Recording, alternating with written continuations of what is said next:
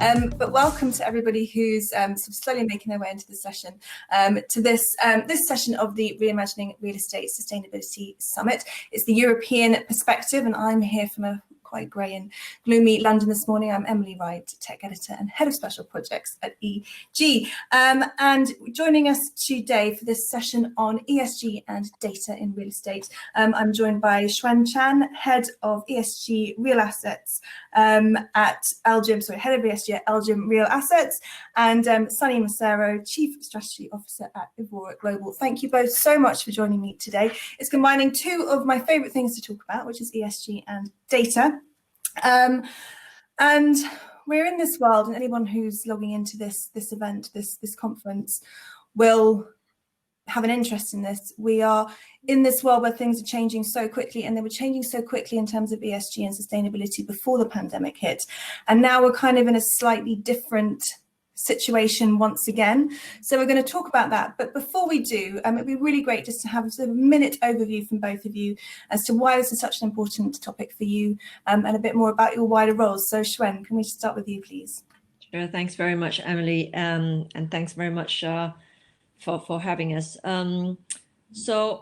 Quick intro. I head up ESG in the Real Assets Division of Legal & General Investment Management, basically in the Real Assets Division, we manage, one of the largest diversified property portfolios in the UK, but we are also part of a wider global asset manager, which is Legal & General Investment Management, which manages in total of assets under management up to 1.2 trillion sterling of assets under management across public equities, fixed income, and real assets, and alternatives as well. So within my remit in real assets, we have a large, as I mentioned, property or real estate equity portfolio. We also have a private debt portfolio, which covers corporate debt, infrastructure debt, and real estate debt as well. So maybe Brilliant. I'll stop there. Maybe a quick intro. So I spent about 25 years in the financial services sector, doing capital markets investment management. 10 years of which has been focused on what has become ESG, essentially sustainable finance, or what you call responsible investment. Thanks. Lovely. Thank you very much.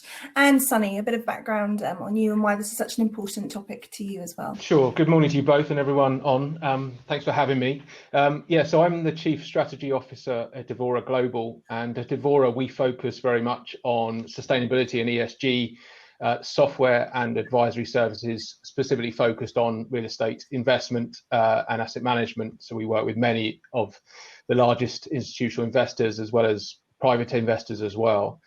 And I've worked in the field of sustainable buildings for 25 years. In fact, I did my first master's in sustainable development that time ago.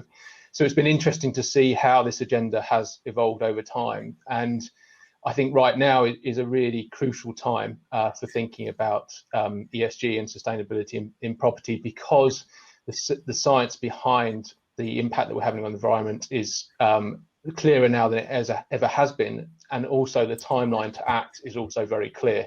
With the EU voting this week to ask us to reduce our carbon emissions by 60% by 2030 really starts to focus our minds on the here and now. Brilliant. Thank you very much for that, both. Two excellent overviews there. So what I just wanted to talk about first is just a general question to put out there. And before I do that, just to let everybody know who's joining the session that you can ask questions as well that we'll try and get to throughout the session. If not, then there'll be a few minutes at the end and I'll keep an eye on them. So either pop them into the chat panel at the side of the discussion, or you can join as a moderation panel as well. So we love engagement from the audience. So please do feel encouraged to do that. So the power of data is becoming less something people in real estate are kind of looking at and thinking, oh, that looks like something that we should be looking into. And more now, I think, or I hope, something that people are thinking, we really need to be on this. And if we're not, we're going to get left behind. So that's the data side of it. And how have you both noticed that impacting on ESG, which is obviously another very important, I mean, one of the most important issues facing real estate in the wider world today? How have those two combined over the last year or so? And then I suppose as well, since the world has been turned upside down somewhat. That's a very long question. I'm famous for long questions, I'm afraid. So Shwen, can I start with you on that? Sure. So, from our perspective as an asset manager, we need to make better and more informed investment decisions. There's a lot of noise, right, in the marketplace. And in order to do that, we need better quality and more consistent data. And that's across the board. So from an ESG perspective, it is no different. And in fact, one of the biggest challenges is essentially getting robust, transparent ESG data. And that's across the board, not just in the real estate sector. Now, coming to our sector, it's pretty obvious, we contribute 40% of greenhouse gas emissions is driven by, the construction and operation of buildings. So we are acutely aware of our responsibilities in addressing issues of ESG and climate change in particular. And so in order to meet our sustainability targets as part of our fiduciary responsibility, we need good data. Our assets are typically held over very long term, so we are exposed to different types of risk, from regulatory risk, changing societal needs, as we have seen in the pandemic this year, exposure to climate-related events, not just backward-looking data, but forward-looking data. And so the real estate sector is a complex business. And if we don't have the right data, if we don't measure, we can't reduce. And so at LGIM, we have already made commitments to net zero carbon 2050, and that's across our real estate platform. We've set science-based targets to 2030 in line with the trajectory to get to Paris Agreement.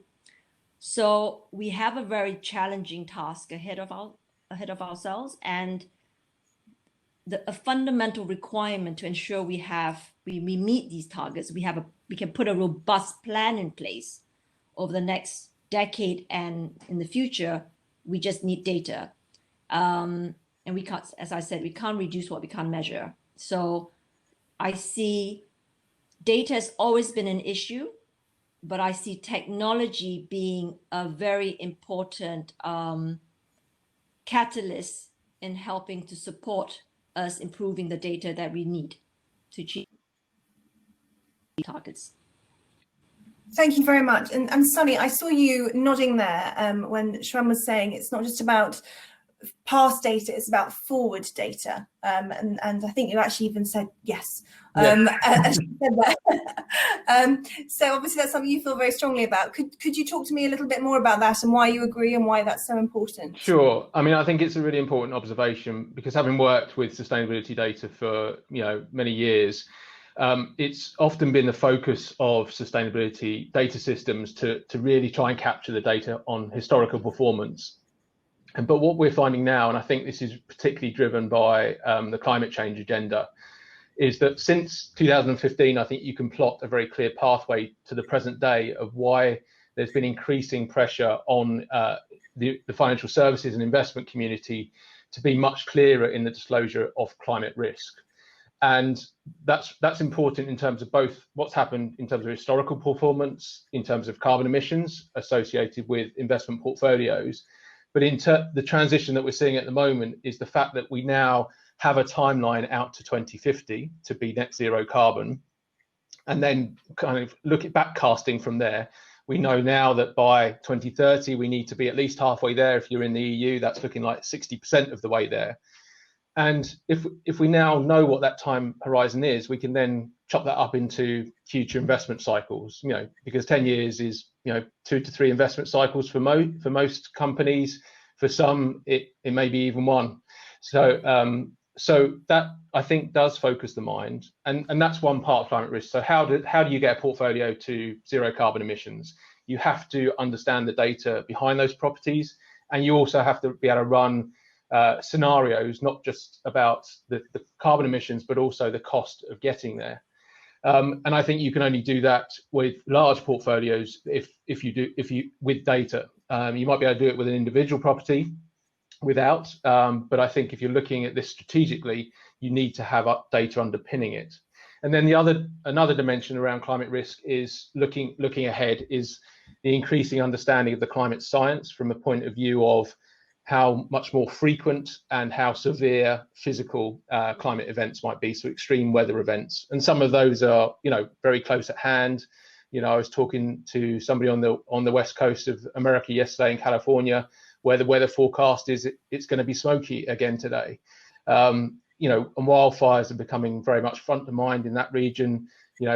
We've had our own problems here in the UK with flood risks, but we need to understand what those risks are and how material they are, not just now as a near and present data, but over those investment cycles over the next 10 years. And to be honest, those changes to the climate and the weather is happening much faster than we expected. And that's an interesting point that you've made there, and it means I'm going to jump around in my questions a bit. And to anyone who's tuned in, don't worry, we'll come back to the data side of it and some more specific examples of how data can be used in this sense. But you're mentioning the weather there and the climate change signs that we're seeing, and it has, it's. I mean, from my perspective anyway, and maybe I'm missing things, but it does seem to have ramped up a lot faster than people were expecting, as you say. And that sort of ties into this question around what's happening at the moment in the world, which is that obviously we are all fighting against another crisis. And how do we make sure that people in general, and the real estate sector specifically, don't get so distracted by this, this event that nobody could have predicted, the pandemic, and sort of ignore the fact that this other stuff is still going on and it's still really, really serious. How do we balance that, and how do we make sure that ESG remains completely at the heart of the real estate agenda when companies are also working out, how to keep their businesses going, how to make sure that the return to the office is the right return to the office? I mean, there's so much stuff to balance here. So Sunny, start with you. Ren, we'll come back to you on that too. Sure. It's been interesting actually to see how the sustainability agenda has not really altered course as much as I would have expected. So I worked through the 2008 downturn, obviously very different causes then, but that was used as an excuse by a lot of companies to sweep their sustainability commitments under the carpet and to slow down and take their foot off the gas. And I really believe this time around we've seen the opposite. A lot of our clients and the wider real estate community have stuck to their guns, and in some cases put their foot down, to be honest, in terms of action related to sustainability. And I think that's because I mentioned 2015, but over the last 18 months, there's been a series of events that have meant that we are not going to be forgetting about climate change or broader sustainability issues. I keep talking about climate change only because I think that is a real pull factor for thinking about the broader range of sustainability issues. But we've seen this, in terms of the last couple of years, we've seen significant recognition by the investment community that climate risk is an investment risk, and that's not going to disappear. We've seen the science on climate change harden. We've seen public opinion change, and that's not just Greta, but that, more Joe Public in terms of recognizing that we need to act. And also we've seen the economics related to some of the clean tech solutions fundamentally change. So, wind and solar power are now the cheapest ways of delivering electricity. So it's almost a no-brainer not to transition to using a lot more wind and a lot more solar power rather than any alternatives. So I think those fundamental changes means that we're not going to be forgetting about that. And you say that no one could have predicted this event. I think no one could have necessarily predicted the fallout from this event. I think there were a number of people within the pandemic community who did see this coming, or the likelihood of increasing pandemics happening. And there is a connection back to the environment there because of the way in which we're encroaching in terms of land use and the destruction of nature. We are pushing wildlife into urban areas, and that is leading to an increased transfer of these kind of viruses, and that's expected to continue. So these things are connected in terms of how we think about ESG and how we respond to that. So, but I think it is reassuring. You know, there was another commitment just today from BT Pension Fund to join the UN Alliance of Asset Owners who are committed to net zero carbon. You know, that's 30 institutional investors which have 5 trillion of assets under management, who have committed to transition that portfolio to net zero carbon by 2050. So these kind of commitments aren't going away. And, you know, in the UK, LGIM and others have committed to the Better Building Partnership commitment to do the same thing. Thank you very much. I just want to add. Oh, I've just had that my screen. Yeah, just to add. Hopefully it'll be up and running again soon. Sorry, Shwen, go on. No problem. You can still hear us, right, Emily? Yes. Yeah. Okay. Well, I guess I want to echo what Sonia said. You know, like the science, it's always been there, right? It's always been there. But I think what we've learned, you know, at least since the global financial crisis, is that we've been able to articulate and explain the science and how it impacts financial materiality. And that's what I think, you know, the work of like the Task Force on Climate-Related Financial Disclosure that was really spearheaded by Mark Carney, the ex-Governor of Bank of England, really successfully achieved, which is to really draw a clear relationship between the science and how it impacts finance, right, and businesses. And that has really then brought together the private sector, businesses, you know, institutional investors like ourselves, to recognize that if we do not take action today, there are severe consequences on the financial performance, the return of the assets that we manage. And as fiduciaries, it's our responsibility. So it's no longer, you know, a good thing to do, but it is a right thing to do because you are managing risk. And of course, in managing the risk, they also opens up to lots of opportunities. So I guess, you know, coming back to kind of the real estate sector, and when you talk about the pandemic, you know, if anything, I think the global pandemic has taught us that we need to be more prepared for global systemic risk events, you know, and climate change is one such massive systemic risk that could have profound economic, environmental, and societal consequences. So, you know, from a real estate perspective, you know, it's a huge challenge if you look back at, you know, what we need to get to in to support, you know, the UK's commitment and their nationally determined contributions to net zero, right? To meet the Paris Agreement. So, you know, there was a study I think DEFRA did some years back on sort of UK non-domestic building stock, and it said that about 3/4 of buildings standing in 2010 will be standing in 2050. And that will account for at least 60% of building stock in 2050. So, you know, we are very large, you know, one of the largest managers of property in the UK. We are sitting in a large part of that stock. So we have to really think hard and figure out solutions whilst balancing, as alluded to ensure that we are able to achieve these targets without necessarily compromising the return for our investors. Now, I mean, we see it as, you know, in fact, if we don't do anything, if we don't invest in it today, ultimately, it's going to be an opportunity loss that will impact the return of and performance of the funds that we manage. So yeah, I think the pandemic is not mutually exclusive from the challenges that we have been grappling with around climate, environmental, and the societal impacts it has.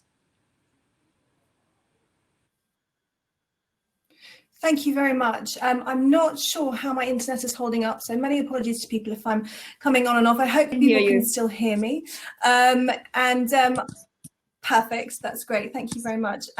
So one of the questions I wanted to ask, and Sunny, let's come to you on this, is we talk about data and lots of people get it, but I think that still lots of people find it quite difficult to get their heads around it because it's such a huge thing. So what might help is, are there any really practical, clear, obvious examples of how data and ESG have come together to create a more efficient way forward, or a more sort of a better way forward in a way that people can really sort of get their heads around? Sure. I mean, Shira might talk about this, but I think the project that they're running at Elgin around Mercury is really interesting in terms of connecting those dots. But I won't steal that thunder. I mean, I think from just on the continued topic of climate change, I think where there is this need to look ahead at both how investors might respond to climate change in a way that doesn't have a negative impact on returns. I think the ability to use data to run scenarios, both in terms of ways in which you can invest in existing assets to reduce energy consumption, to reduce emissions, as well as to look at what the impacts might be of these physical weather events, and how you mitigate or adapt to those changing weather events, I think is a crucial part of what we're being asked to look at with the software that we're working with. And I think you're absolutely right about the point that it is hard for people to understand. And I think, we could do better in the ESG community to look at how we make that data relevant to a non-technical audience, because quite often, if we're talking about measuring kilowatt hours or measuring carbon emissions, that doesn't necessarily mean that much to a non-technical audience.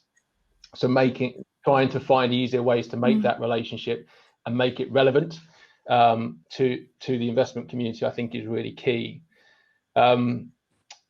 Yeah, they were my main points.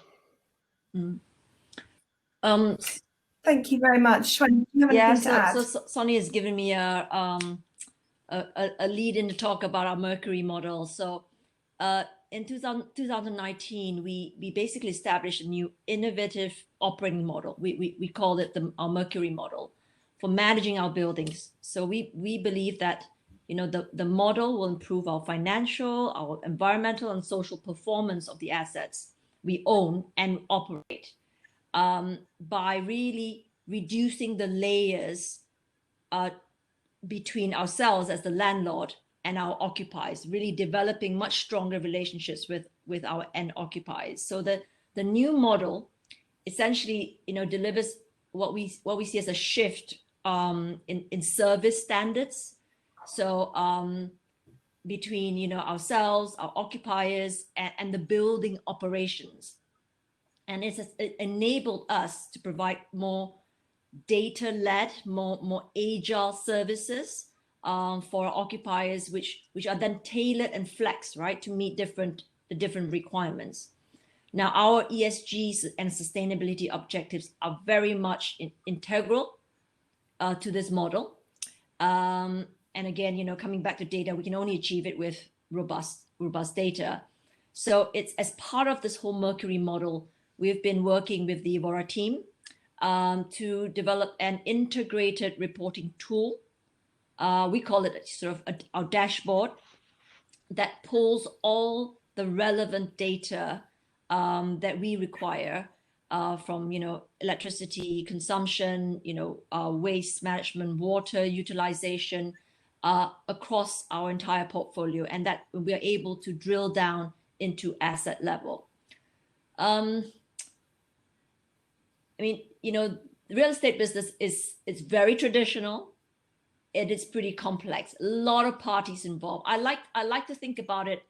Well, it's not as melodic, but it's very much like an orchestra, right?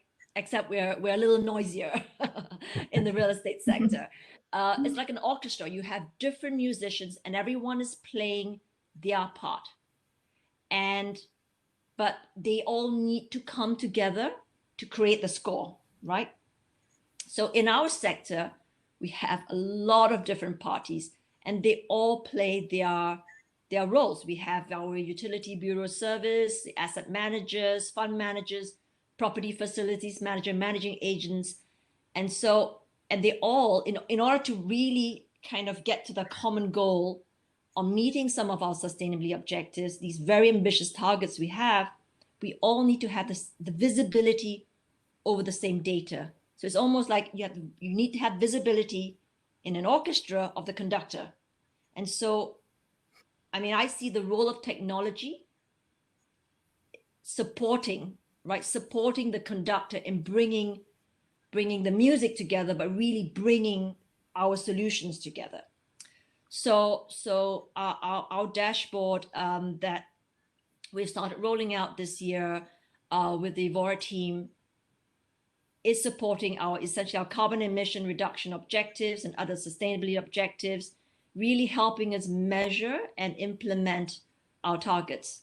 And it's an ongoing process where we need to, ensure that we're educating all the stakeholders that are important in the whole value chain. So that's one example. I can give sorry, shall I stop there? Because I can give another example of data that we're doing. We've only got a couple of minutes left. I'm so sorry to interrupt. It's a bit difficult without the video. We've only got a couple of minutes left, and I did promise that if anybody put questions forward, that we'd talk about those. So we can come back to that in a minute, because I think the examples are really important.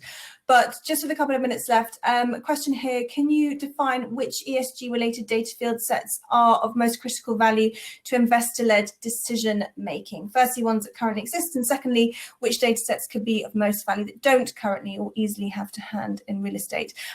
So Sunny, any thoughts on that? And then I'll come to Shwen on the same question. Sure. Yeah, this is something I've been looking at a lot in terms of what the priorities are, because it can be a very broad canvas in terms of the different data that's required. Climate change is front and center for the reasons that we've talked about. So getting data, there's been a lot of focus for a number of years about getting data from within the properties. There is now an increasing focus about the beyond that, in terms of emissions that may be related to tenants, for instance, and how we engage with that, which is still hard to come by, but also in terms of supply chain and what carbon is embodied in developing or refurbishing buildings. And that is another area where it's harder to get data from. The other area I would say that's really key, and we've talked less about this, but is on the S part of ESG. And if you, I guess it'd be interesting the US perspective, but there's a lot in terms of the regional differences on ESG. What we're seeing is different regions want to dial up or dial down different issues. And in the US, obviously diversity and inclusion, and also the impact, the economic impact, or the social impact on the local community, are areas where more data is required, but harder to come by. Brilliant. Yeah. Thank you very much. Shwen? I would agree. I think, the climate challenge is huge, but we can quantify it. If we get the right data, you can measure it, right? It's in the kilowatt hours, or it's in carbon, equivalent in tons, for example. So if we can unlock that, getting the right data, it's measurable. The challenges on getting the social metrics is much more challenging, because we have to determine, well, what are the key social criterias, and then converting that into a measurement that can be consistently compared, benchmarked, and we don't really have that. So in our real estate business, we have committed to measuring social value across the platform, and we've started doing that, and that is about really looking at economic development, the jobs, essentially giving jobs to kind of local communities where the asset is placed. But we can only capture that information if it is disclosed, and is disclosed in a way that it's consistent across, you know, the different sources of information, whether it's coming from the supplier, the managing agent, whether it's coming from the occupier. And then the next challenge is, once we get that information, how do we influence it? How do we then say, okay, you know, we're going to now set specific intentional social impact initiatives that marry both the social as well as the environmental objectives that are really required? Because, I mean, we don't see them as mutually exclusive. They are inextricably linked. Yeah, I'll stop there. Thank you very much. No, there's so much to talk about, and really we could talk about this for hours. Unfortunately, we only have our half-an-hour time slot. We've already gone a bit over, but I hate ending these sessions without having a final message from the panelists, because that's sometimes where, you know, you get that little bit of extra gold dust on top of the conversation. So I'm springing this on you somewhat. Shwen, let's start with you. Final thoughts. What would you like the audience to go away with today, thinking about after this session? I think that, I mean, the topic of the session is on data and technology around ESG. So I want to come back to that and say, I think that technology can be a game changer in ESG within the real estate sector. But let's be really honest with ourselves. Look, the industry is a very traditional industry. And so we need to make sure that we bring everyone in this whole value chain along with us on the way. And that's about, you know, retraining the more traditional folks who are perhaps less comfortable with embracing technology. You know, we need everyone to be part of this change rather than sort of fearing it. And that requires a gradual, strategic kind of learning process. It requires a cultural shift, in my opinion, for the sector, but it will only make things a lot easier for us to achieve our sustainability goals in the future. Lovely. Thank you very much. And Sunny, your final thoughts. Sure. I guess that my final thoughts are, I mean, it harks back to a question you asked earlier, but I don't, you know, the concerns that are held about the impact that property has on the environment and on society are not going to go away, even though we've got this major disruption this year. And whilst it appears to be a very complicated world, I think getting better data and getting a handle around the data and how these issues are connected to each other can make it easier to respond and to make the right investment decisions moving forward. So I think it's worth investing time in the systems and also understanding the data, because it's going to pay off over the next, well, within this investment cycle, but over the next 10 years for sure. Lovely. Thank you so much. Thank you to Shwen and Sunny for joining us today. Thank you to everybody who tuned into this session. I've got no idea if my video is back or not. I'm hoping people can still hear me. You know, we were sort of saying earlier that it is just par for the course these days, and these you know, Zoom and virtual times, that if there is an internet issue, you just gotta go with it, which is what we've done today. So thank you everybody for your patience.